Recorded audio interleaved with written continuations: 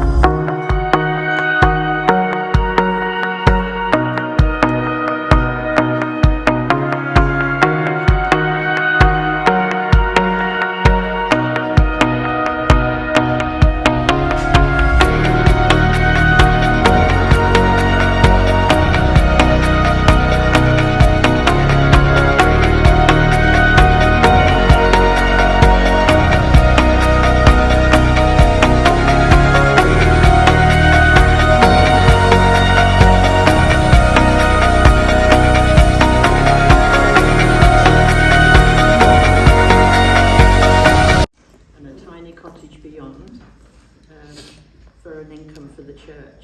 So we're going into quite a small area, and 12 of us can just about fit in, I think, at a time. Well, 12 will start off there, and then the other 12 will go to have a look at a painting that we've got in a room just the other side of this wall. Natasha and Dan here are going to be going with you there and seeing what you can find in the pictures on the wall there that tells the story of William Carey. So I think you'll quite like that. Then it might be time for us to have some lunch. We thought we could have a picnic out there. We've got some picnic rugs, and we'll take some chairs out for grown-ups at least, or anyone else who wants a chair. We'll have a picnic out in the sunshine. Is that all right? And we'll be able to pop in for drinks from the trolley when we want them. By a Christian mum and dad, and he'd gone along to the Church of England in the village of Paulsbury.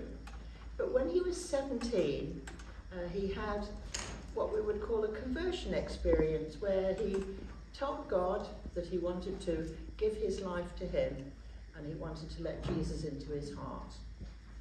And from that moment onwards, he felt that he must always obey God, whatever God asked him to do. And he'd no idea what God would ask him to do. And that applies to all of us, doesn't it? When we give our lives to Jesus, we don't know what he's going to ask us to do.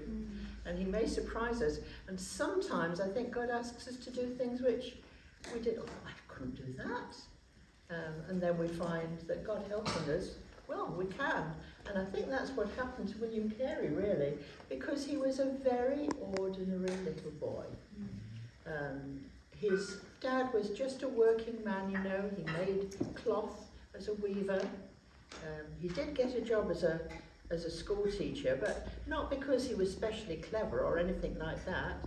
It was just in the village charity school, and because people thought he's a good man, that Mr. Carey.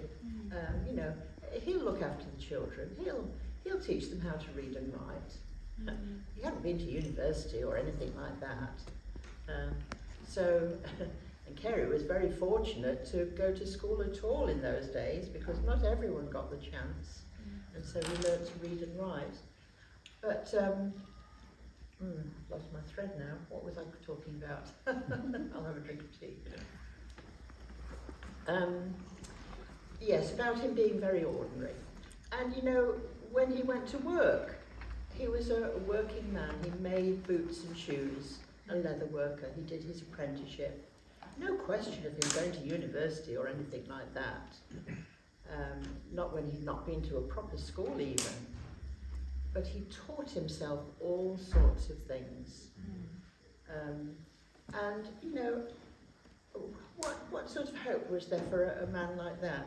Could people have thought of him going to faraway India, which is what he did? It wasn't poor kids like him who went to India.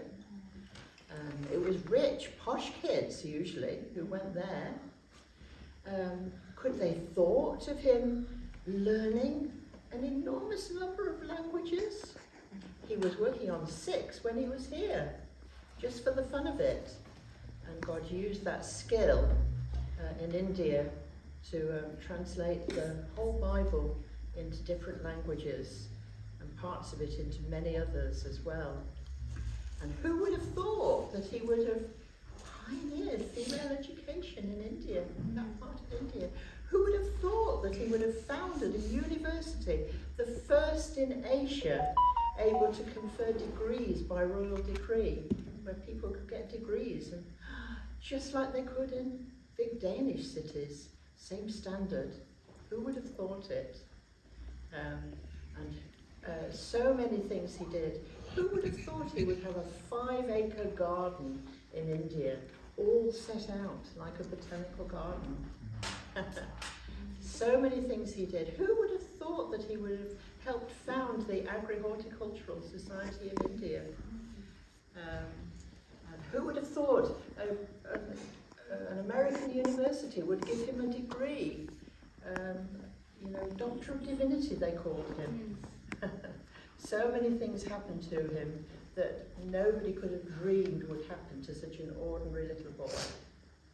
And the important thing is that it never went to his head. He never got proud and thought, ooh, aren't I good? even when he was dying, he was thinking of how could he face God when he'd done so many things wrong in his life, and God had got such a lot to forgive him for, and he knew God would, but he hadn't got a very high opinion of himself, and he'd be so surprised if he knew we were still talking about him today, because he worked with other people, didn't he? He got other people. He wasn't doing it all on his own, and he thought he was dying just a very ordinary person too. But when he looked back on his life, he was so grateful for the way God had made life so exciting for him. And there were lots and lots of times when he was in big trouble. On one occasion, he lost all their money. And they'd got all these people who they were employing to do all sorts of different jobs. How were they going to carry on paying them? If they got no money, all the banks had crashed. How terrible. There was another day when the press, the printing press, and all his translation work, and lots and lots, stacks and stacks and stacks of paper, printing paper, all went up in smoke one night. It was all lost, all burnt. What would he do? And he was asked, well, what are you going to do now? I'm going to start all over again, and it will be better next time, he said. So God helped him to get through lots and lots of difficulties as well. But really, he had a very exciting life, and accomplished all sorts of things in his life. But he would think, well, that was God. That was God working through me. If he can work through somebody like me, he can work through anybody or everybody. And the big thing, let me tell you one more story before we separate. One day, it was while he was living here, and he had a friend in Kettering who was a minister, Baptist minister like him, but a bit older and a bit wiser, to be honest. And one day they were drinking a toast to the king. Do you know what that means? Getting a drink and saying, "To His Majesty the King, long live the King," and then drinking. And Carey folded his arms, and he wasn't going to drink a toast to the king, because he thought, what about all the poor slaves in the West Indies that the king does nothing about? And they're just as important to God as anybody else. And the minister turned to him and he said, "You're quite wrong, you know. Yes, God loves everybody equally, and no one is more important than anyone else, but that doesn't mean to say that we shouldn't respect the king as well." And so he had to say, all right. And yes, a slave in the West Indies, an African slave there, was just as important to God as the King of England. But Carey believed that everyone should be treated with respect. Yeah. So I'm still drinking my tea, but I'm going to go to I wonder if somebody would like to, one of your group would like to divide you into two groups, and two of you go. Yes. Should we talk about us? Yes, lovely. Yeah. All right. Thank you. So I've got 12 people. Have I come in? Yes, 12 of them.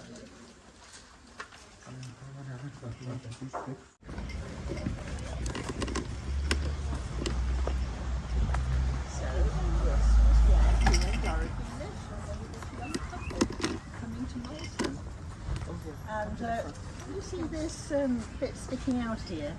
That's because they were going to tear them all down, 70 years ago now, and demolish them all and build new houses on there, I expect. And people at the church at the time said, "Please don't knock this one down. We'll try to make the roof so that no water comes in, and we'll restore it." Well, when we go inside, I think you'll feel that you're in a bit of a time machine, because it's like stepping back into time. It isn't like a modern house at all. But we're just going into quite a small part of his cottage, about a third of the original cottage. And I want you to have a look out and see, why was this specially made for shoemakers? Can you see if you can see any signs of it being a shoemaker's cottage? All right. Please hold hands. Give me the paper. You want the paper? Maybe not yet. You can both come with me. Let's go begin. Right. Ooh. No carpet on the floor. And I think Dorothy would have probably put rushes on the floor to make it a bit more comfortable. And then she would throw them all away at times. Now, what do you think that is in the wall?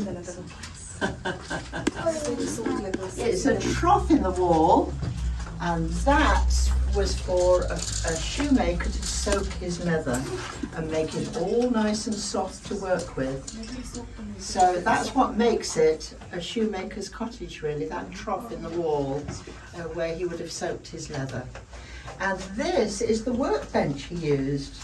Now don't try sitting on it because it's only got 3 legs left. But it is the bench that he used for making shoes. And he would have sat like this on one end, and he would have had his tools in front of him. Can you see? And we found 70 years ago in that trough was found this clench. It's called a clench, and he would have used it because lots and lots of people were making shoes in this county, in this town, and people have come here and said, oh yes, my granddad had one of those. And it's called a clench, and he would have had it between his knees like this, and so that he had 2 hands free for stitching or sticking his shoes and making those. So that's a clench. So that's what makes this a cobbler's cottage or a shoemaker's cottage. And when he came here, he would have brought all his other shoemaking tools with him. These didn't actually belong to him, but these are ones that were used by other cobblers and shoemakers at the time. And I told you that this cottage was in a bad way when 70 years ago, and if we look at these pictures here, you'll see that once, this is the cottage, and this was the one that was knocked down next door that way, and you can see that the thatched roof is looking a bit difficult, isn't it? A bit old and worn, and the rain was coming in. And then they put one of those tin roofs on, and that got holes in as well, so that the rain was coming in. So that's what we had to do here as a church, at that time. So what else did he do? I'll just shut this for a minute, but we'll open it again in a minute. But do you know what this is? Do you know what it would be called? It's a pulpit, yes. Or it's what's left of the pulpit from which he used to preach when he preached in the church where we've just been. But once, it's very old and not very nice now, is it really? But it's the genuine thing that he preached from. And once he would have gone up steps to it, see? Can you see that? Do you want to pass that round and have a little look and see how it was twice as high at one time. So he would have, and this is what's left of it anyway. And some people, especially Americans, I think, love to come here, lean against those and have their photo taken. Because it's rather special, isn't it? Thinking that he himself was behind this pulpit many times, helping people in this church. Now, when he came here as a shoemaker, but he also came as a school teacher because he heard that the village schoolmaster had left. And somebody from this church had said to him, you could set up a little school in your cottage. So I think it was in this room here that he had about 6 or so children who he was teaching to read and write.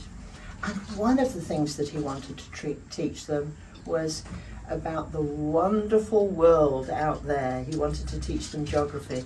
And Carey was always fascinated by how everyone was different and different peoples lived in the world and different things grew and different things were made in different parts of the country. He always loved hearing stories about faraway places. Do you like that too? Do you like reading about that? Do you learn things like that in school too, about other countries? Yeah. And how they're all different? Yeah. Yes, yes. And to help, I don't know whether his children who he was teaching were as enthusiastic about him, but he made a map behind there, a map of the world. Is that the original? It's reconstructed. Not quite, but it's a very, somebody who saw the original said it was a very careful copy. So we can say that what's written on the map and the shapes and things are his, but it's not his handwriting. And it's, it's difficult, isn't it? Yeah, it's okay. And what is interesting is all the things that weren't known in those days. They didn't know how to get from this area through there, through the Northwest Passage, because it hadn't been discovered in those days. And some people come here and have a little laugh when they see how North Korea and South Korea are drawn, because it's not quite like that. But he did the best he could with what was known at the time. And look how much he knows about. Do you know what this continent's called? Do you know what it's called from the shape? Australia, yes it is. Well done. And he knew a lot about what happened on the north and the east and all around New Zealand, because Captain Cook, the explorer, had been there, and he'd written diaries and sent them back to this country. And Carey had got a copy of these diaries and he'd read them all, and he thought it was so exciting to hear about all this area. But look, he knows absolutely nothing about South or West Australia at all. Because he lived a long, long time ago, didn't he? Over 250 years ago. Yes. So, but do you know what happened to this map? It fell to pieces a bit, yes, and so it had to be copied. But what happened to this map that was teaching the children? Something happened to it, because he started finding out what Christians had done in the world to spread the message of Jesus. And he found that really not much had been done. All these years later, not much had been done to share the message of Jesus. And he had to write a funny word that you probably don't know, because it's an old-fashioned word, pagans. That means people who've never heard about Jesus or God. And so they don't know about him. So how could they be Christians? They couldn't, could they, if they had never heard about him? And so many times he had to write that word on his map. And he thought, what is the Christian church doing to share the gospel with the rest of the world? Not much. And he writes all sorts of, Greek church here. 22 million. 22 million, yes. And so there were some places that have got a lot of Christians, but not everywhere by any means. 50,000 pagans here. Ooh, people who'd never heard about Jesus. And he was eventually he became the minister of this church, which was rather a surprise to him. That was one of God's surprises. In which country? He never thought he was good enough to be a minister, but here they said, we'd like you to be a minister. What, be a minister when I've had such a poor education? And eventually he did become the minister here. And he was invited to meet with other ministers in the town, and one day he was sitting at the back of one of these meetings, and these old men were in front there, and one of them said, "You young people, you can suggest a subject that we can discuss together. You, Mr. Carey." So he stood up rather nervously and said what was in the back of his mind. And he said the last thing Jesus said, according to Matthew, was go into all the world and preach the gospel. And he said, what are we doing about it? Wasn't that command to us just as much as it was to the early apostles? Because Jesus went on to say, I will be with you to the end of the age. And we haven't got there yet, have we? And do you know what this old man said? Sit down, young man. When God wants to convert the heathen, he'll do it without consulting you or me. So Carey sat down. But the idea just wouldn't go away, and everywhere he went, he would talk to people about how the church of his day could set about sharing the message of Jesus. And when he heard about terrible things happening, from Captain Cook, he thought, if only people knew how much God loved them and wanted them to love one another, it would solve so many problems, wouldn't it? There'd be no wars and fighting and poverty and rich people being so different from poor people and all that sort of thing, if people really loved one another. And anyway, so that was the big idea that started in this place.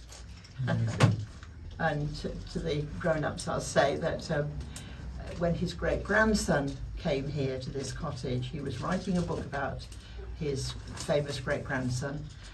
And when he came in through this door, he said, this was Carey's Troas. Do you remember the story of Troas? How Paul has this dream of people from Macedonia saying, come over and help us. And that's how Paul did go. And that's how the Christian gospel came to what we now know as Europe. And this great-grandson felt that this cottage was talking to Carey. The rest of the world was talking to him. What I didn't tell you in church, and have a little look when you go back in, is we've remade his leather globe that he made here to teach his children geography. But it was as if that globe talked to him as well, because on that globe there are no borders, just land masses, no writing, just how perhaps God sees the world as one world that belongs to everybody equally. Amazing. Let me just show you some pictures before we go, because that's the tiny little cottage in which he was born. A humble little weaver's cottage. When he was just 6, his dad got this job as schoolmaster, and they moved to the schoolhouse. And do you know what Carey had in his bedroom? He had a little museum, and he collected specimens. He collected flowers in particular, and he collected birds and things that were dead and bits of stone and all sorts of things that he found outside, because it wasn't school that was teaching him about science. He was using his eyes, and everywhere, whenever he went out, he would always look at what was happening in the world around him, in the gardens and in the forest and everywhere else. And he went on to become a very famous scientist. So we can all do that if we use our eyes and do lots of observing, looking closely at things. So that was the schoolhouse. That was the church to which he went when he was a little boy. I told you about him becoming a Christian when he was 17, and that was the meeting house. That was sort of like a little church, a little chapel, where he found this special relationship with Jesus and committed his life to him. And these are some people who went to India with him. This is Hannah Marshman, who was a wonderful, wonderful lady. She's one of my heroines. Because she wasn't even called a missionary. She was just a missionary's wife, of course.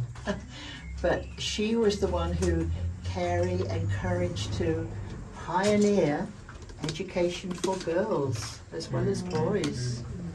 and her husband opened, who is there 3 along, no, not 3 along, 2 along, Joshua Marshman. He opened boys' schools when they all lived in a lovely Christian community there in St. Paul. And that man at the end, William Ward, was a printer in this country. And do you know that one day he met Carey when he was on the boat going to go to the boat to go to India? And he said, "I'm a master printer, you know. I work on a Derby newspaper."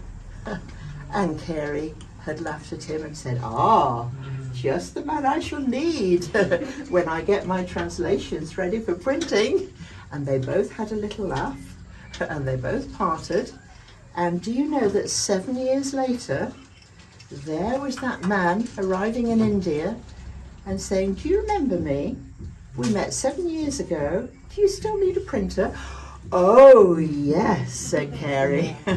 And he founded this wonderful mission press, and they employed very clever Indian craftsmen to make all the different fonts of Indian scripts.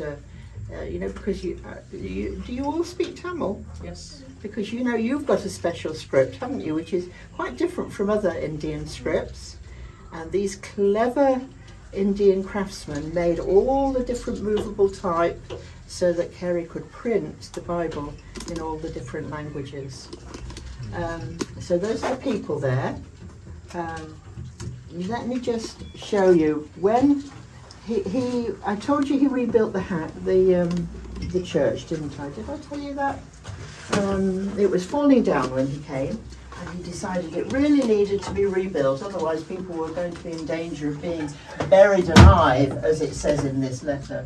And he had this letter printed, and he had some very well-known people, including Andrew Fuller, who I mentioned, to add their signatures to the letter saying, yes, this church really needs to be rebuilt.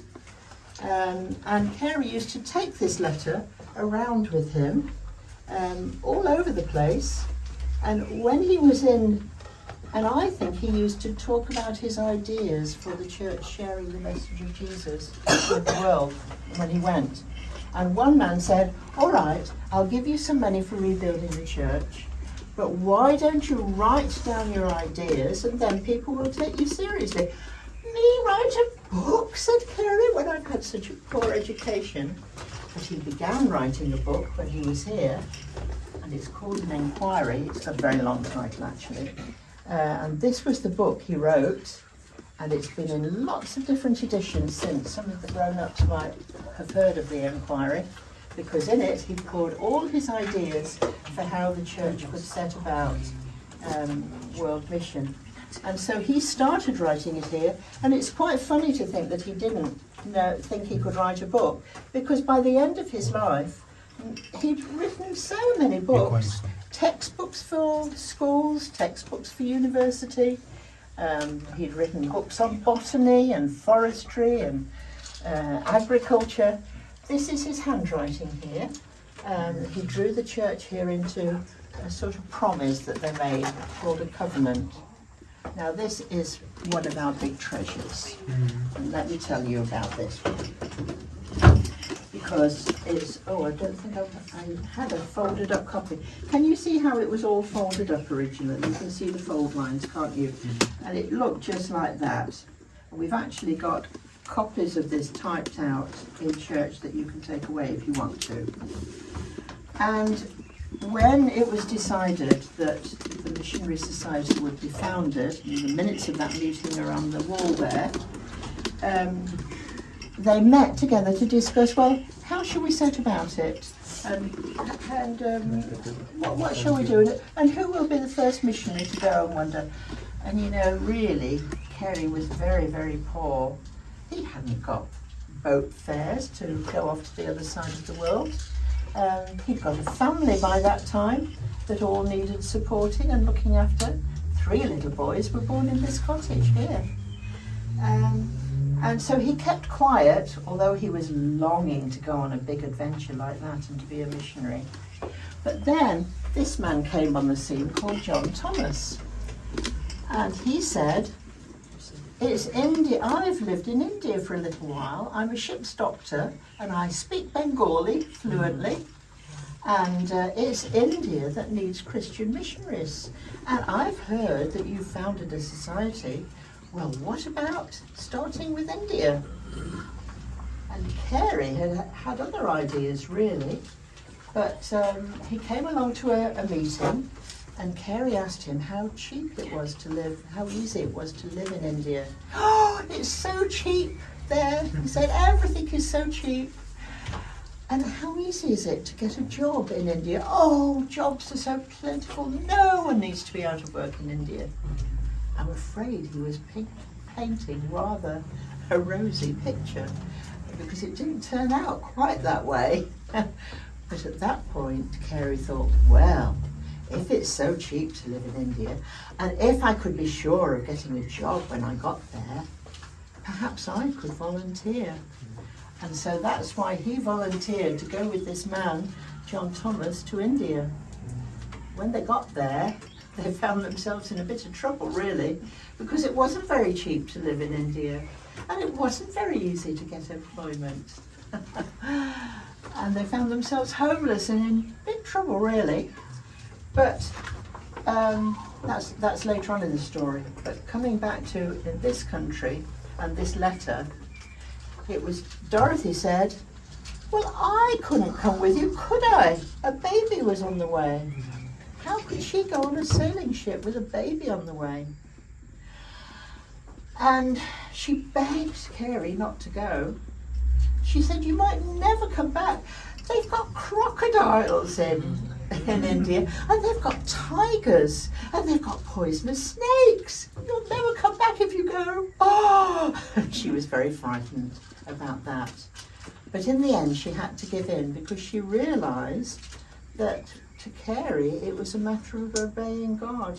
He didn't feel he could do anything else. He felt that he had to put God first, even before his wife and family. That was hard, wasn't it? Anyway, he hears that the baby has been born, and they're waiting to catch the boat to go off to India. So he writes a letter to Dorothy, and this is the actual letter that he sent, all neatly folded up where you can see those lines. And he taught her to read in this cottage, so she could read this letter. Better than I could. I struggled to read it. But in it, he says, do tell me what you've called our dear little child. I'm so glad to hear you're both safe and well after the birth of the baby. Oh, if I had all the world, I would gladly give it all to be with you and my dear children. But I couldn't turn back without feeling guilty. It shows how much it was costing him, really, doesn't it? He didn't want to leave his wife and children. He was going to come back in 3 years, having made a home in India, and hopefully Dorothy and the other children would go then. But he was just taking their eldest son at that point. But that wasn't the end of the story, because the boat was delayed. They came back to Piddington, which is not far away, and to this house here where Dorothy had gone to live with her sister and their 2 younger children. And Carey was hoping that she might have changed her mind now the baby was here. Well, she hadn't. How could she take this tiny baby on a sailing ship on a 5-month voyage? That was too hard a thing, wasn't it? But, well, this man was with Carey, you see. He was with Carey, they were together. And when they'd said goodbye again and were starting on their journey, going to start on their journey back to the coast and the boat, Carey was so upset at having had to say goodbye a second time that John Thomas said, I'm going to have one more try.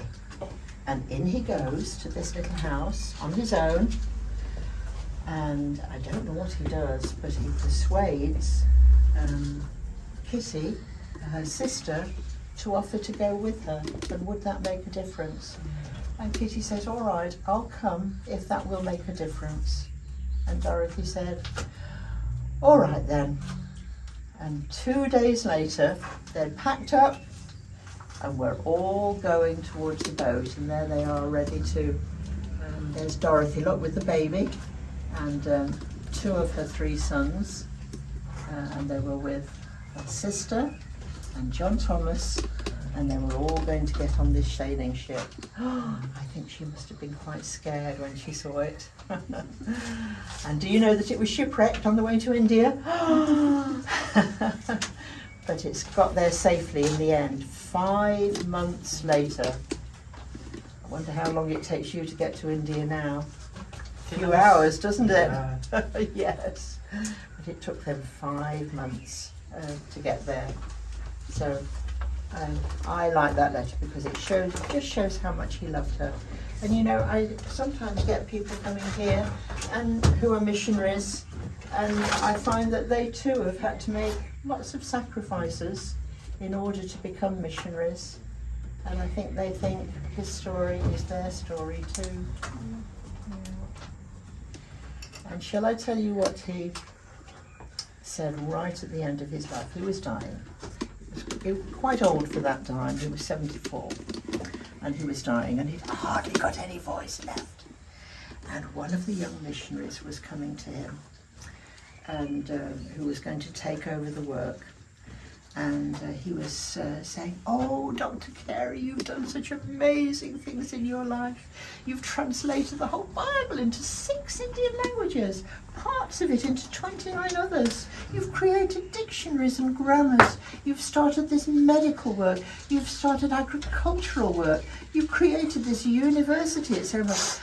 And so on and on he went until Carey could stand it no longer. And he said, pray.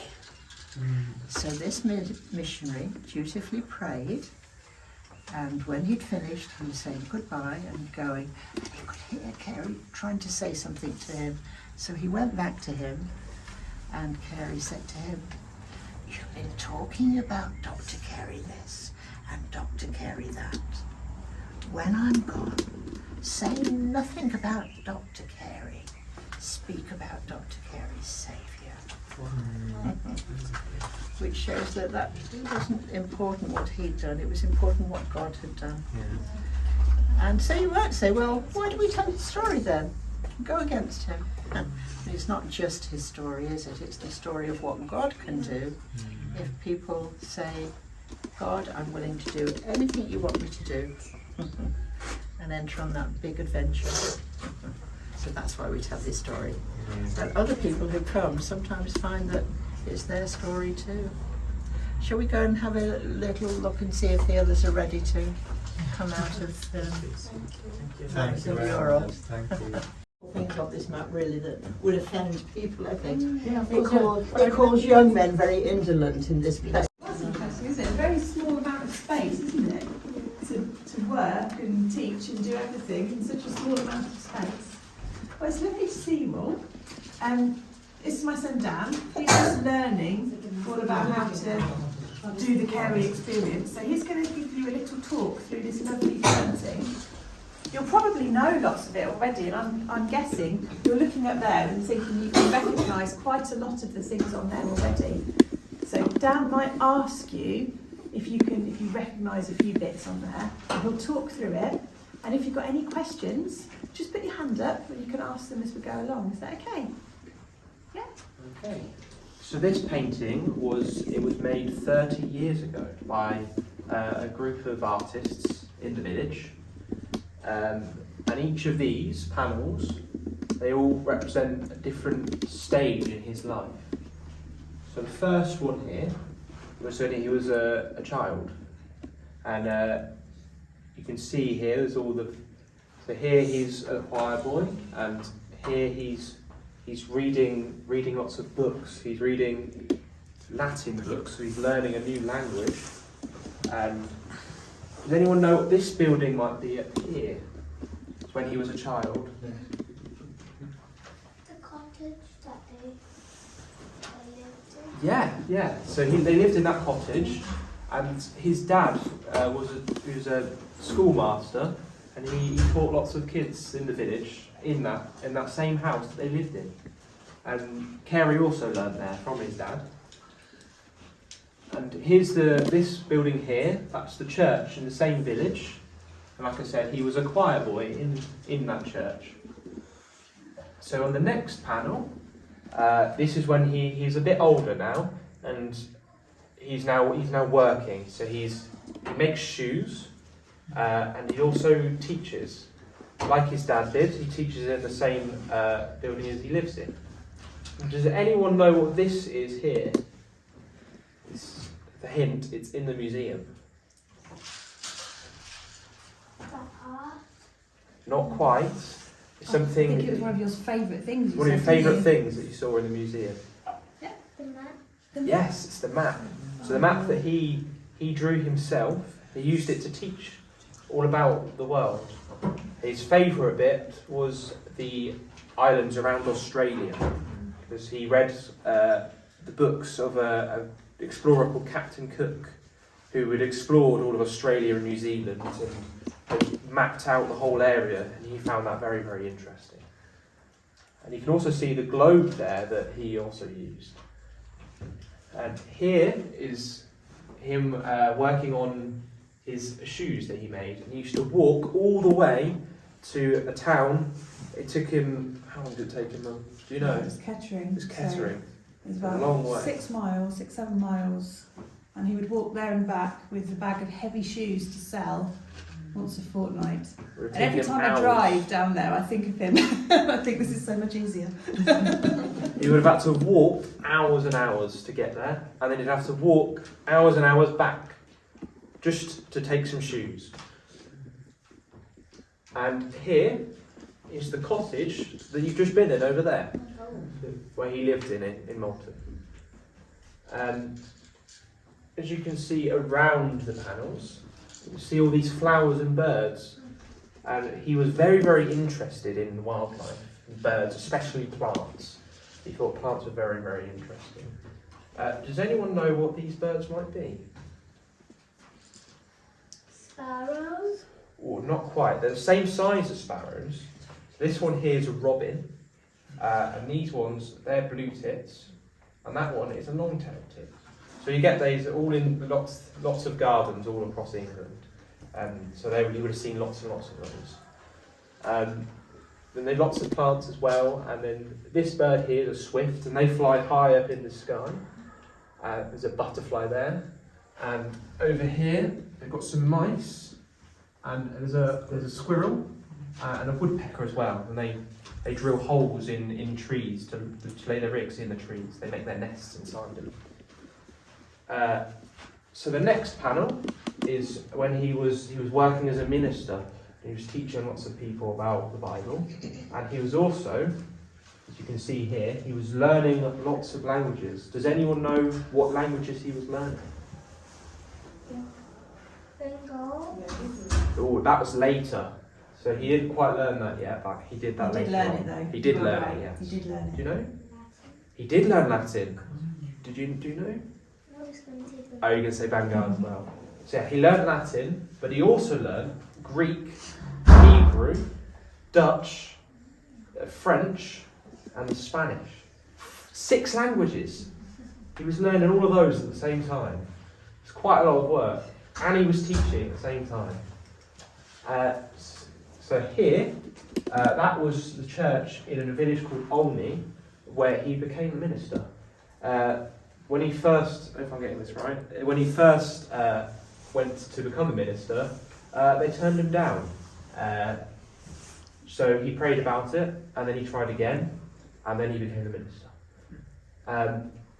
Up here, this is the River Nen in Northampton, and here he's getting baptised. But this part of the river, it's not there anymore.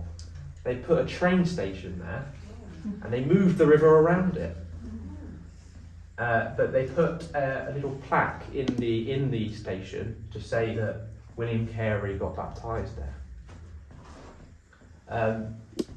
This building here was where they had the Baptist Missionary Society, which is where they started to come up with plans to spread the word of God across the world.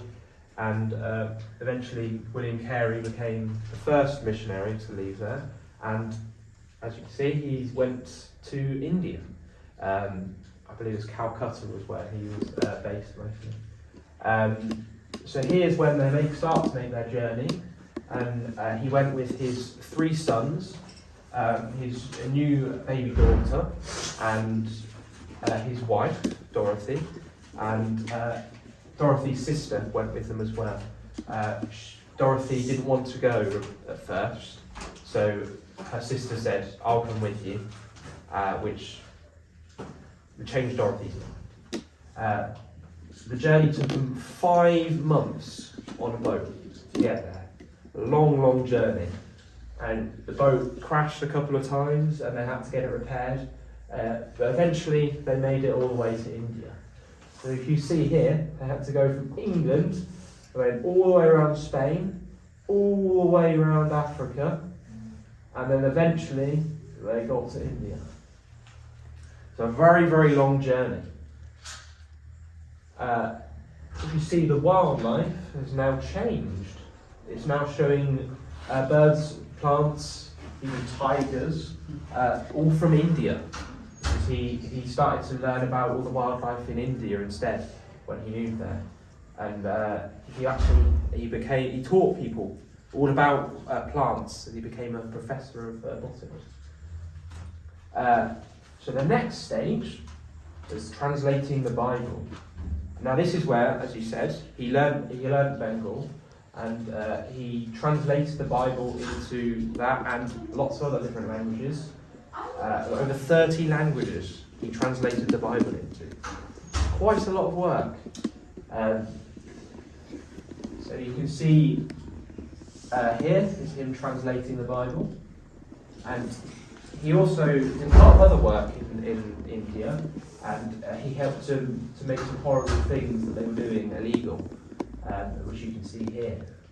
As they used to, when a man died, his wife was expected to die with him, but he didn't. They thought that was horrible, so that was made illegal, so they weren't allowed to do it anymore. The last panel was all about his life's achievements in India. So here you can see the first person to be converted. Does anyone know what his name was? His name was Krishna Pal. Yeah. So he was the first man in India to come to Christianity, and he was baptized in the river there. Here you can see some of the plants from what would have been from his gardens he had in India. He had a huge garden, which he loved, and he used to plant all sorts in there. Up here is the university. He founded the first university in India, and it's still going today. Still people learning in India, in that university. Does anyone know what that's called? You know the name of the university? Yeah, just not discuss. What is the name of the university? Starts with yes. Seven. That's it, yes. Trying to think, is there any other things here? Do you have anything to say, Mum, on this bit? No, except that he died out there Yeah, in India and was buried out there as well. yeah. Do you guys have any questions you'd like to ask?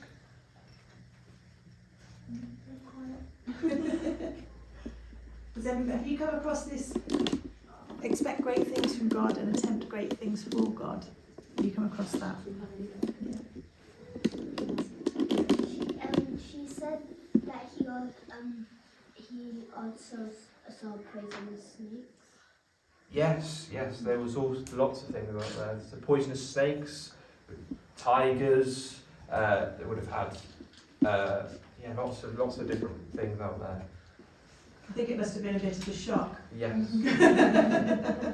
Coming from England with its very rather safe wildlife to suddenly finding tigers and snakes.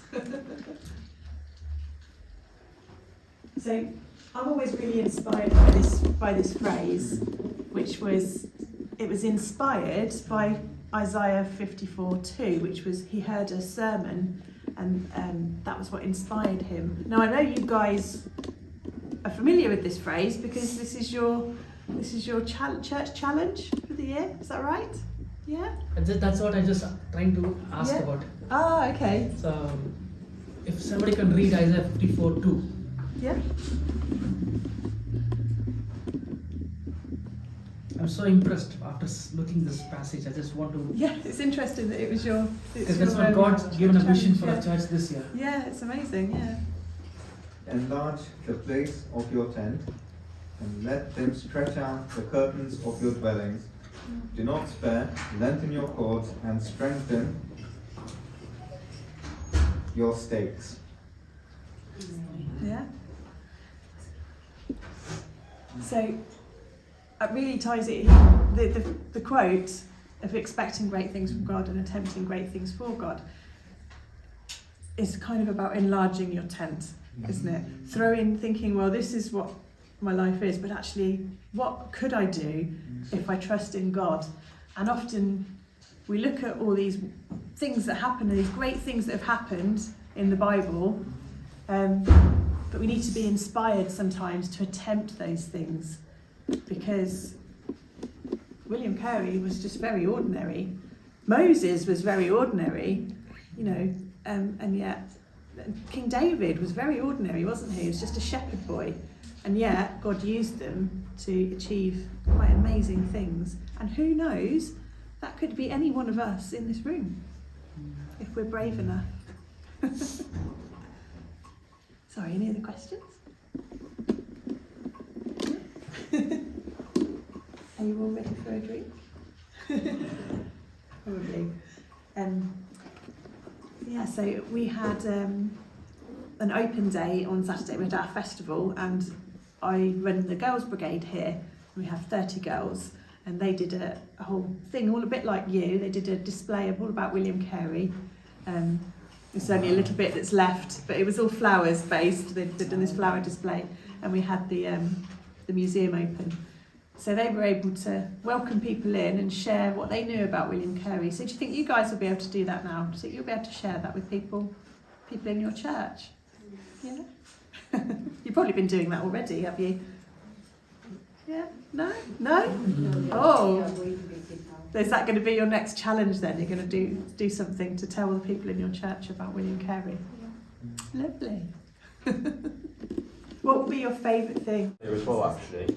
Just weren't quite sure what language this is. Do you think this may be based on sort of Sanskrit-based language, or Hindi? It looks like Punjabi or Bengali. Yeah, something like that. Yeah. That's Punjabi or Bengali. Yeah. And we've got Hebrew. So you've got Greek and Latin, and I think this is Hebrew, but we're not quite sure. Yeah. We don't have, unfortunately, anything from the lady that painted it to say where she took those from. And every time we always get the same question. And I try to research, because I'd like to know what it says, because I'm really nosy. Yeah. One definitely is Savior. Sevapur. Yeah, it does look like so. It does, doesn't it? Yeah. Yeah. Yeah, you're right, actually. I've not thought about that. In the water here. Have you got any ideas? Yeah. They're worshipping the idol. Not on that one, but that's it. It does link in with this one. In this one, they are worshipping the river god here. But in this one, they've got poles and they're doing this in the water. Oops. Kind of fishing. Fishing? No? Catching fish. No, did I tell you what they're doing? They are making cloth. They are dyeing cloth. And can you see this colour here? Does anybody know what colour that might be? It's a famous dye. Indigo, well done. Yeah, so they are making indigo. Oh, they're dyeing cloth indigo colour on the plantation there. And William Carey had a lot of help, didn't he, as well in India? I think that's really important to remember, that he didn't do all the translation on his own. Although he kind of led on the work, he was really good at working with people from India, from the locals. And I think that was probably a lot to do with his background here, that he was just a lowly, humble shoemaker. And when he went out there, he then was really able to communicate and work with other people out there. And I think if it maybe been someone from the aristocracy, someone high up in England that had gone out there, they wouldn't have had those skills, because I think they would not have been able to build that rapport and to respect the people that they've met out there, because he was a big believer in equality, wasn't he? Which not everybody was at that time, sadly. I think that's really important to remember. We'll see, who's this, do you think? In the picture, what do you think that might be? Just carrying a baby. Yeah. Dorothy Do you think it's and Dorothy? the baby. Yes, I think it is, yeah. Dorothy and the baby there, yeah. Yeah. Has William Carey already gone in the boat? Was he already gone on the boat? Yeah. They, yeah, I think they're waiting to go, yeah. Yeah, can you imagine how scary that must have been, standing on the docks, waiting to say goodbye, knowing you'd probably never come home again to England? Must have been very scary. What's the children called? Oh, can you remember? I know one of them's called William. Let me have a look. See if I can find It's all in there. I have so much to remember. My brain goes blank when I stand They up were there. so excited and they told lots of things about the William Carey. Yeah, Very you excited. probably know more than me, I should think. And Maybe they- not more than Margaret, but more And than they me. also, kids also wanted to know what is the last word he said before he died. He said so many words like expect great things and, Yeah. and so many powerful words. So, One of the girls were asking that what is the last word before yeah, he died. so I think What is the- what a lot of it's believed, whether I don't know how true it is, but I think it's a very, very important thing to remember, and it's something I always like to keep in mind when we do this, was that he said, when I die, don't talk about me, don't talk about William Carey, just talk about my Saviour, Jesus Christ. And I think it's really, really important, because he would probably be absolutely mortified if he knew that we did a William Carey experience. And I think it's important that we respect that, because he wouldn't want us to be going, oh, these wonderful things that William Carey did, because actually God did them through him. And it's really, really important that we remember that. But if we use this to remind ourselves that God can use us to do amazing things too, then I don't think he'd mind. I think he'd let us off. I'll show you, we have our youth group in this room. You guys are a bit younger, so I don't know if you'll find this is funny, but I do, when we meet in here, we meet in this room, and I do say to them sometimes, behave yourselves, because William Carey's watching you. You see his eye in the middle. I don't think it was designed that way, but I think it's quite funny. I found one of the names. The baby was called Jabez. Oh, really? Yeah. Oh, I didn't know that. I just found it. The baby is called Jabez, but it doesn't name the three There's sons. five. Our vision for this Vision year. this year, yeah. Oh, right. Yeah. Yeah, that's amazing. It was set in 1st of Jan during our New Year service. Right. You know, right? He is our pastor. Ah, Okay, you things are very quiet. Yes, that doesn't say that at all. So that's explained to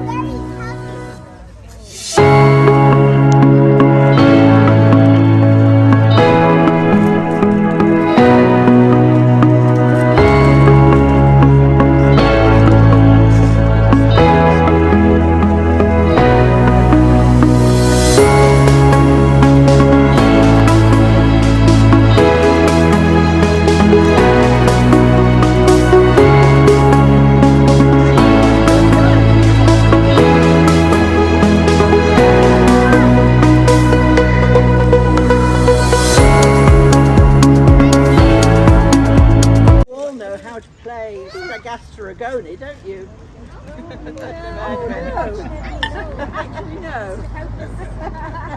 Well, that's what he called it, the gastrogony. And it's a sort of mission game, really, because it's a game where one person is going to be a catcher. So we'll choose somebody to be a catcher. We're going to do it in this area. No going out onto pavements. Just in this area here. We'll keep that gate shut. And one person is going to be a catcher. And as soon as they catch someone, they have to become a catcher themselves. And so then we've got a pair of catchers. And then they run after and find somebody else. And for a few minutes there are 3 of them until they catch someone else. Then they divide into 2 pairs, and the 2 pairs try to catch other people. And until everyone has been caught. So who do you think might be able to escape the longest being caught? You're gonna see that. We're going to see. And you know, this was the sort of thing that Carey did when he was older, wasn't it? Yeah. Because he wanted to fish for men. He wanted to catch people, so to speak, and to tell them so that they could become Christians too, and so that they could become catchers. So it's stagastrogony.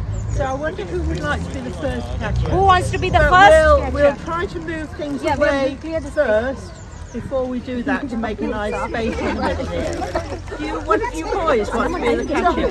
Hey, you boys. So, all right, you're tallest, so you can He's the one. But we'll clear a space first. 9, 10. Why are you going to do that? Why are you following? Why are you here?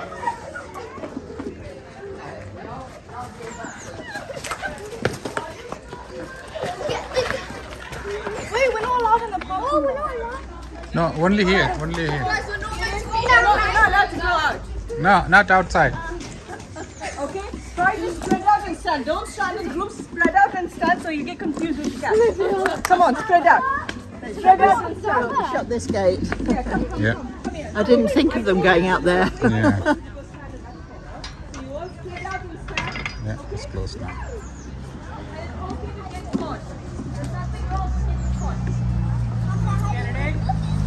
Ready, everyone? Yes. 1, 2.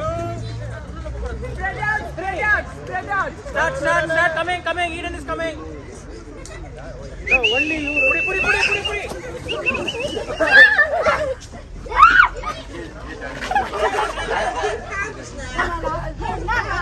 Yeah, you need to hold hand. Hold hand. Who's that? Okay, wait. Now you have to hold hands and run. No. Yeah, that's how the game works. Olivia, are you You both hold hands. You both hold hands. Go and find somebody else now. Off you go. Go on.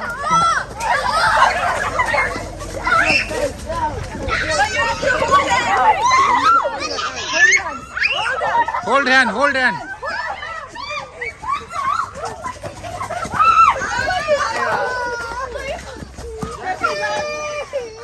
You okay? It's okay. No, Becky, Parma. What happened, Becky? Let me see. No, I can't. I'm picking you up.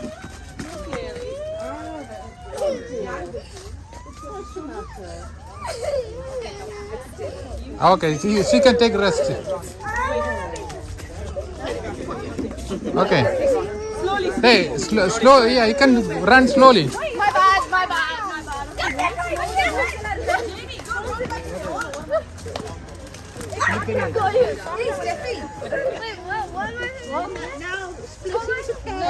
Yeah, split into two. Okay, Jamie, you go. Jamie. Yeah. Okay. How did one person? Hey, don't run here.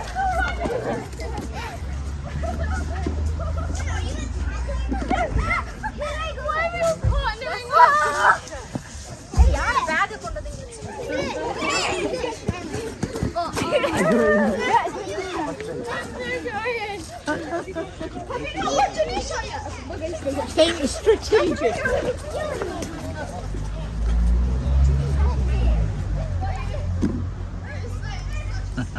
I can't take video of this one. No. Just clip run That's the game. Catch and dinner type catch the game. Sharon! Yes, guys, yes. Jack, Jamie, Jenny, Daniel, Jenita. If you want to take pictures, go and take your pictures with the trophy.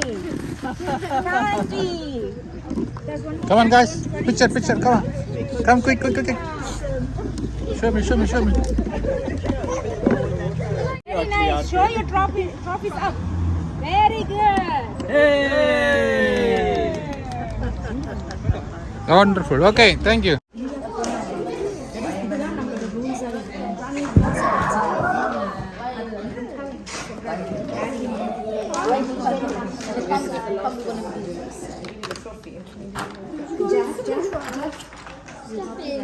Mommy's bombastic science. You're about to scribble, that's right. What is it, a rafflesia? Time? Yes.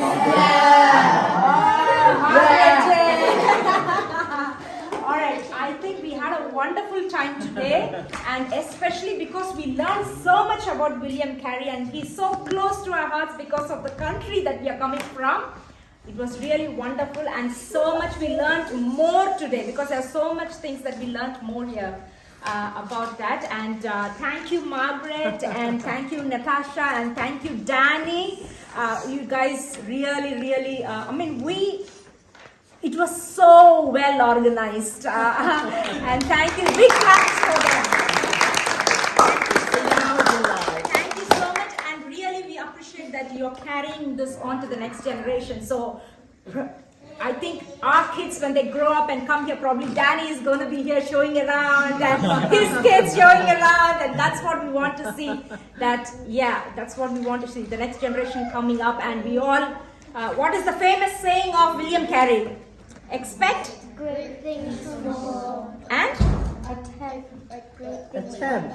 attend great things for God. Yes, that's exactly what we are taking back from here, so that we go and follow what these missionaries did for us.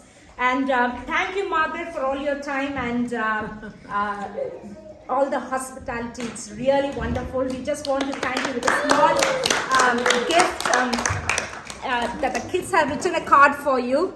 So that's the card they have written for you. And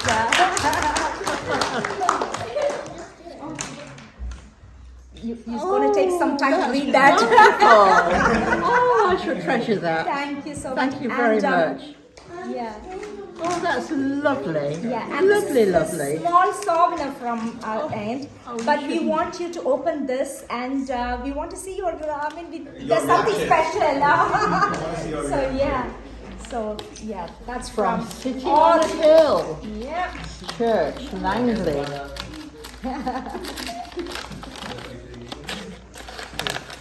How exciting, and it isn't even my birthday.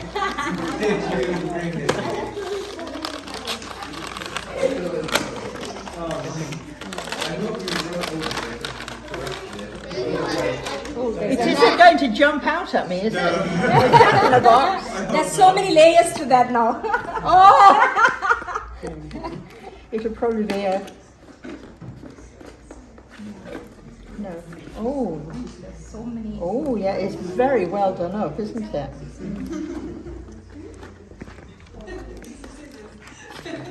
And this is what exactly we want to capture.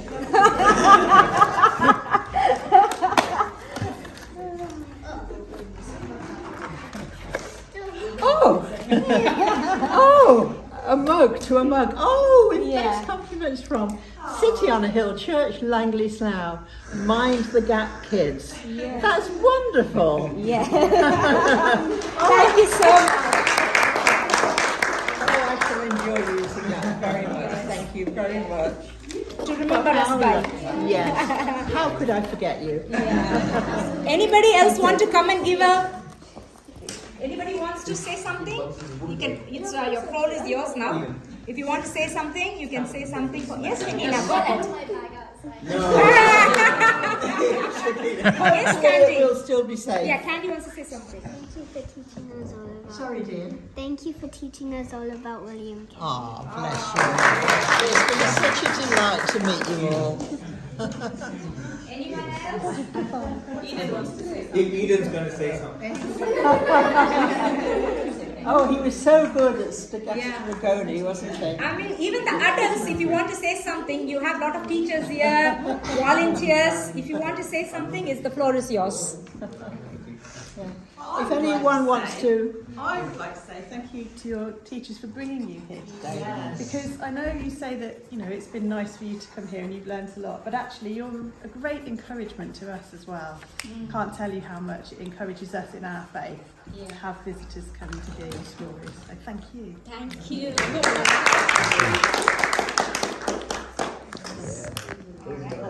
Yes, I just want to thank Margaret, Natasha and Dan for spending a lot of time, especially from the day when Joy has planned it, and we have been so glad to hear a lot of follow-up meetings and then planned very well. Thank you for all your efforts, and especially for coming all the way from Langley. We just thought about it like 1 hour journey. When we learned about the journey, what William Carey has took it for 5.5 months. Even right now, if you want to go back to India, our worry is all about how we can take a flight for 10 hours. Yeah, but it took almost 5 months, to carry the gospel all over to India, preach the gospel. That's why we are here today. Okay, we are so grateful for the mission work what William Carey has did in India, and it's a privilege right now to come back to England and to the God's will and wish. God's ministry, especially in India. So we are so glad, and today especially for all three of you. Thanks for all your efforts, and as a church, Tenny Hill Church, and we would like to provide a mission support as well this year for this organization.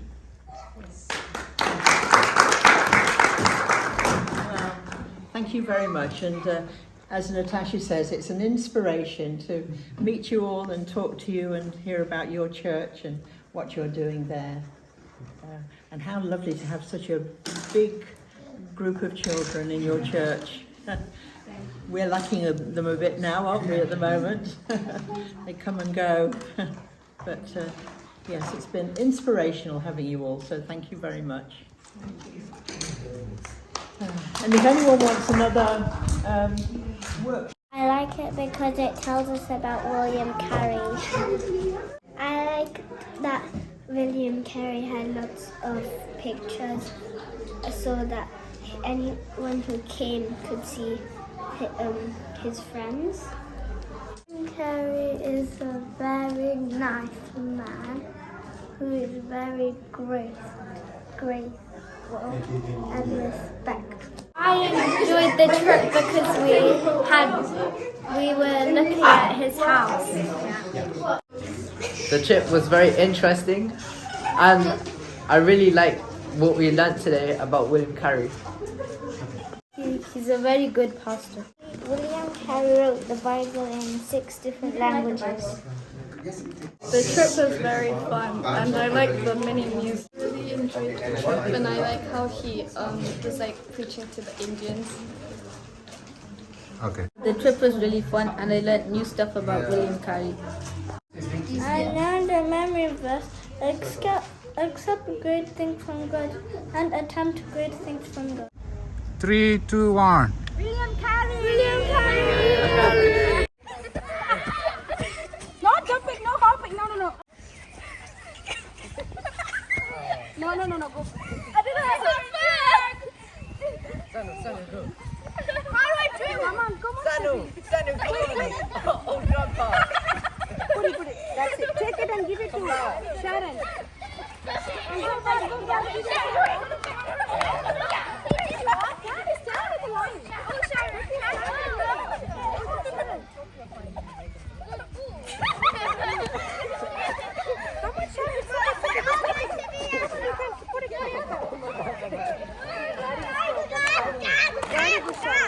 Just put it and take it, and then you can give it to Jennifer. Very good.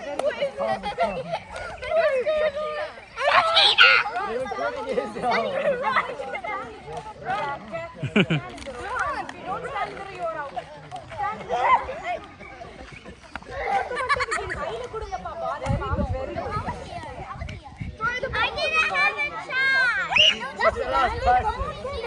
Come on, just take it slow. Take it slow. Slow. You're the last person. Slow. Very good, Candy. Very good. Go, Candy. Give it to her. We won. Very good.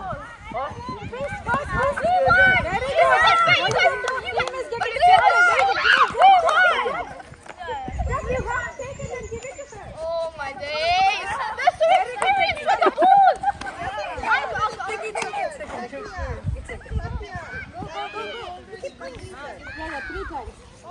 Why does he look like a grandpa? Grandpa Samuel. I can't do it! You have to keep it. Don't try it. Very good. Just put it. Come on, Sharon! Drop the ball! Well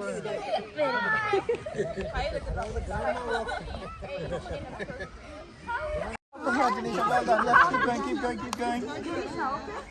Yes, keep going. Do the Samuel technique. Oh my god! Look, Jack! Hey, I think you're big. Why are you coming with me? Okay. You stand in the road. Stand here. See. Stanley, did you do your turn? We'll do spin the wheel. You will come and spin the wheel, and wherever it stands, you have to do that. Yeah, please follow the rules. Yeah. Please follow You're the not rules going to, exactly. you can just do some simple dance. Sani is here. You I'm going to play the song. Yeah, play the song. It's singing. There you go. No, not throwing, passing. Pass the ball. Give to Becky. Yes!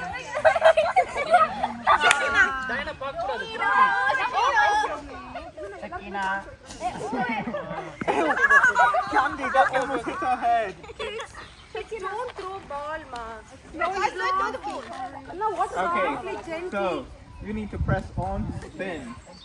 And then you don't have to play again. So what is it that you need to do?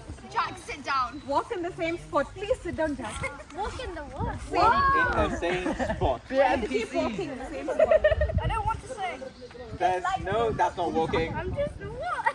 Fine. Yes. Father Abraham. Okay, who has the ball now? Shakina, thanks, darling. Okay, no throwing. No throwing. Stop for me, and then I'll have to sing.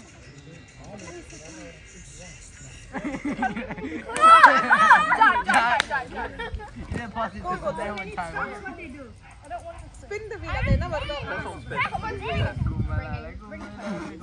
Are you okay? Okay, that's gone. Walk like a Oh, duck. walk like a duck. Like that. Yeah, Like a duck. Oh, sorry. Walk like a duck for 60 seconds is what it's saying. For 60 seconds, you need to walk like a duck. You know. Go around the circle. Oh, no, walk like a duck, Jack. Arch your back. Ben, a duck walks like that properly. Go down.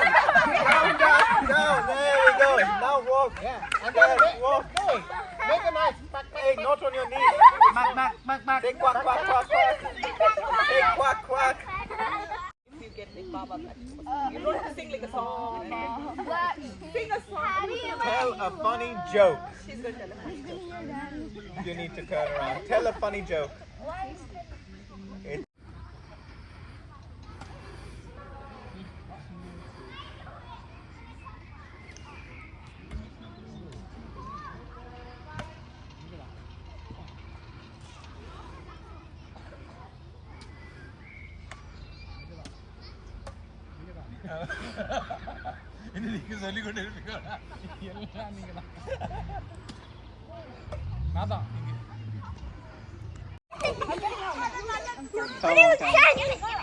Because you can be.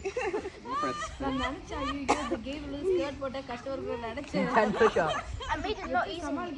Do 10 plus ups. Oh my god, you were right. Wait, what? Do 10 push-ups. Do you know what a push-up is? Yes. Can you look, Andy? Can you actually? Go on, Candy. Go, Candy. Push up. This is so cute. I hope she does it. Go on, Candy. Guys, we need to cheer up Candy. Go, Candy. Candy. Candy. 1, 2, 3, 4, 5. Good job, Candy.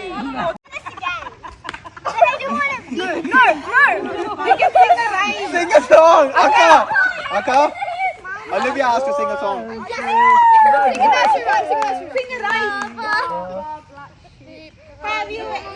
Well, hold on. It says sing, no rapping. Only singing, no rapping. No.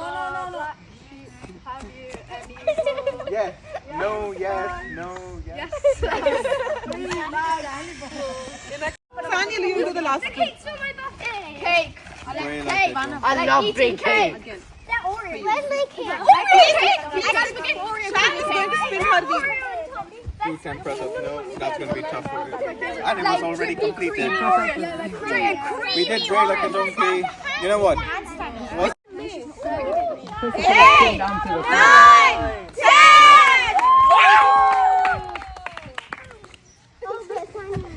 You know what? Sit properly. We have some cakes here. And who do you think has sponsored these cakes today? Why do you Happy birthday! Yes, Shakina has turned 10 this Monday, so it was her birthday. So we're all gonna give a big clap and you're gonna sing a song for her. Okay, happy birthday. All right, I want you to sing very loud and clear. Ready? 1, 2, 3, start. Happy birthday to you. Happy birthday to you. Happy birthday, dear Shakina. Happy birthday to you. May the dear Lord bless you. May the dear Lord bless you. May God's gracious blessings now rest upon you.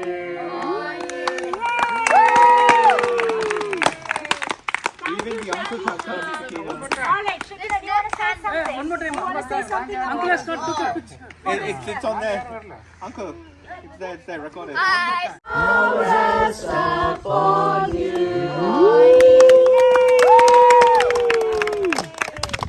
Even the uncles have come. One more time. All right, Shakina, do you want to say something? One more time. One more time. நாங்க யாரும் வரல. Sister. Video. நாங்க யாரும் வரல. Uncle, it's there, recorded. Yeah, one more time. நாங்க யாருமே இல்ல. Okay, Shakina, do you want to say something? Something like what are you looking forward in year 10? What is that you're looking forward in year 10?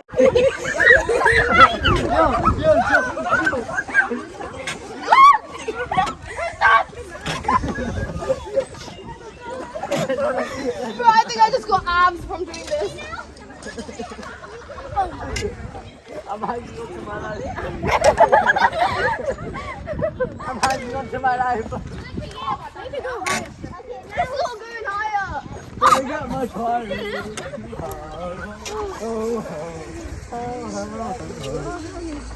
I want to go in. Hi. Sneaky. You must. Oh, that's it. That's it. He's throwing it down. Yeah, that's it. Guys, watch this go on church tomorrow.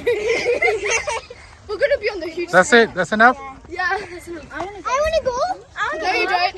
I'm in. Hey, careful. Okay, that's not time. Guys, one leg. Two legs. Those people's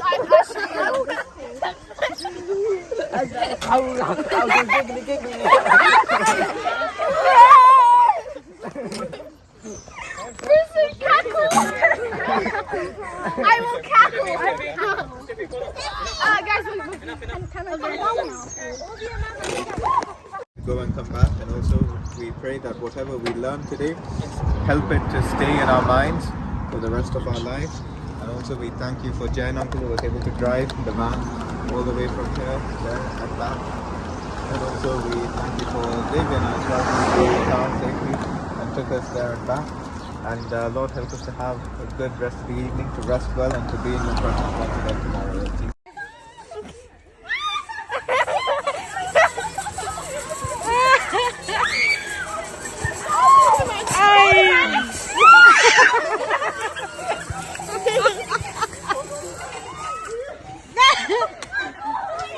Video. I like how to swing. Oh, nice. Sharon, why are you not on it? Because I have to spin it. Oh, you're just spinning it. Okay. Oh! How is it? Really tough. I can slow it down. Something like this. Okay, so I should spin it. You guys can spin it. Oh, yeah. 1, 2, 3. Yeah. Very high. Very, very high. Hey, Steffi, ni pudi. Steffi, side la inga pudi. Oru side la pudi, Steffi. Ah. Very high. Yeah, but you have to. We're gonna start. Hold on together. Or if you pull, then I can pull down. Check it to that side. From that side. Can you go a bit higher? Whoa. Slowly, slowly. Careful, careful. Further.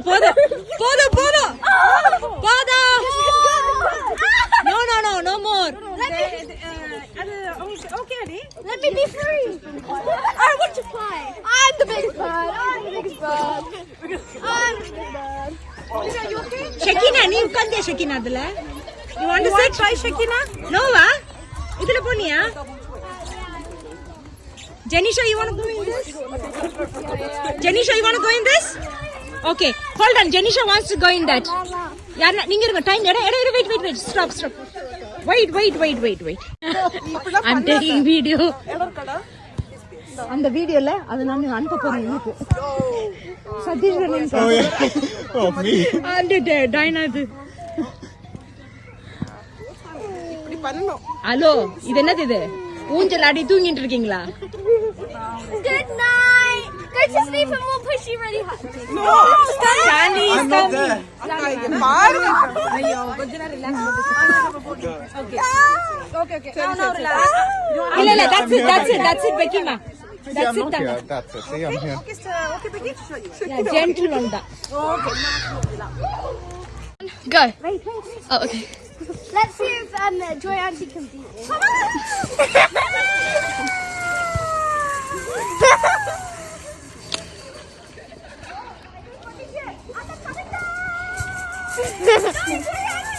We did 2 people in one.